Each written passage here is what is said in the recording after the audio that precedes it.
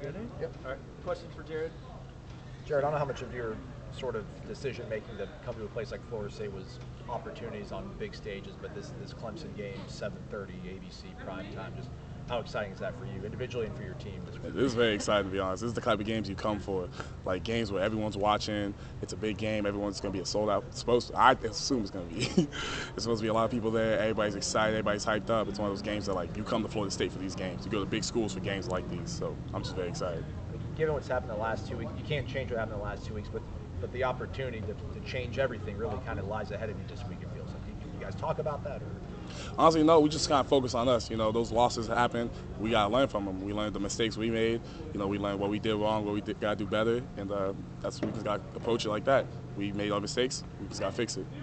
We got Murray Smith starting over here. Coach Norvell seemed pleased with practice today, execution, energy. I guess what were your thoughts on what stood out to you about today? Everyone came ready to work. After our first loss against Wake Forest, to be quite honest, I don't think everybody came to work that next day of work. But today, everyone came ready. Everybody came. It was dreary outside. It was kind of foggy. It was cold, mixed with a little bit of hot. I don't know how that works. I don't know what this Florida weather is about, but whatever. Everybody came in excited, ready to work. People were screaming, running in. It was a good day. People were ready. Why do you think it was different from 1 week after a loss to another? What changed? Honestly, I think it was just the leaders on the team that kind of were like, we got to make a change for this. So everybody just came ready. They kind of brought the energy. Everybody else fed off of them. When you're dinged up a little bit coming off an injury, do you have to focus more on the details of what you're doing and maybe not relying on maybe some of the raw athleticism? I definitely have to focus on a little bit more technique, but at the same time, I feel like I've healed enough to a point where I can still use my raw technique, raw strength, everything like that, just to get away with some stuff. Are you feeling good after a couple games with the knee holding up all right? Yeah, it was just weird with the knee brace because it feels so weird. It's all that added weight, like you can't bend your knees certain ways and everything like that, so it's weird, but I've gotten used to it. Jared, can you speak to an emotional roller coaster the past 2-3 years for you, going from a not too recruited out of high school to transfer portal to now one of the more impactful guys on this defense? Honestly, it was just like, coming into college, I wasn't really highly recruited at all, so I was just kind of like a low-level dude. And I kind of always believed in myself. A lot of people were like, you're not going to make it out of here, like you're going to end up graduating from here and this is where you're going to stay. But then I transferred, everybody wanted me. Florida State, Coach Norvell, Coach JP, Coach Odell, they all got my full attention. Loved them to death. They love those coaches. And I ended up coming here. Now I have my chance to be as impactful as I am. We've played big games, LSU, Louisville, Wake Forest. We played all these big teams, everything like that. So this is what I've been working for, what I've dreamed of. And I'm finally getting here, getting my chance, so I'm not going to waste it. Well, FSU's produced a lot of really talented NFL edge rushers as of late, especially Jermaine Johnson, your buddy. Do you believe you're the next Nole in the pros? I definitely do believe, but I think we got everybody on our team that can do that too. I don't think there's one person on this team where I'm like they don't have a chance. Everyone on this team has a chance. Just everybody got put in the work. Jared, when you were going through the transfer portal process, how did maybe Florida State's recruitment of you, how were they different from the other schools? Just how they recruited you, how they, how your visits went, just what made it a little bit different? Honestly, a lot of schools kind of promised me positions and stuff like that, but Coach JP, Coach Norvell both told me, Coach Norvell for one told me if I came here every day he was going to give me his best. And since that day, that's held up true. Not one day I don't think I've ever seen him frown. He's always smiling even if he's yelling at you. It's weird, first off, but whatever. He always told me he'd give me his best, so he always has. And Coach JP, he said he can't promise me a position. He's like, I don't know what's going to happen, but if you come here, I promise you I'm going to give you the opportunity to take a spot. And he gave me my opportunity.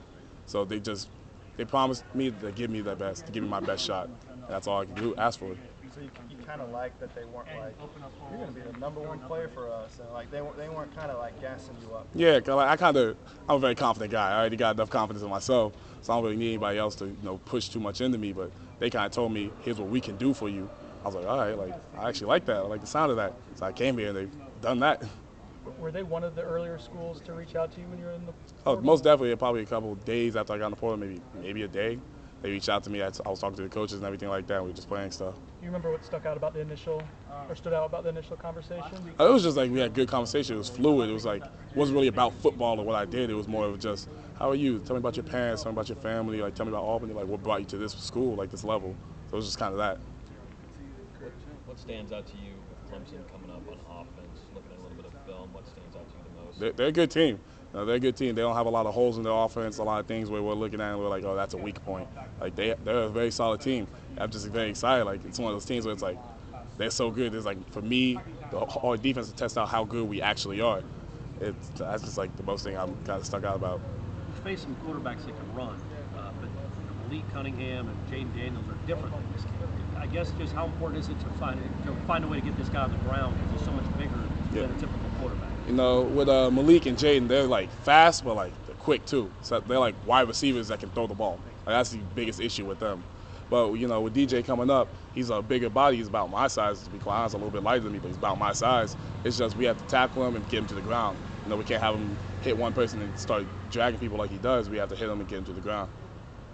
What has it been like watching Patrick Payton kind of development come on the last month or so? I'm so excited. Like, just looking at what he's done in the last couple weeks, months, like I knew he was going to be amazing during the summer, but like watching him now, like I'm looking at him, I'm seeing him do moves I ain't even do. I'm like, where you learn that from? Like what? Like, he's just becoming amazing. Imagine what he's going to be in a year, like 2 years, him and Byron, both on the, it gets me too excited. I got caught.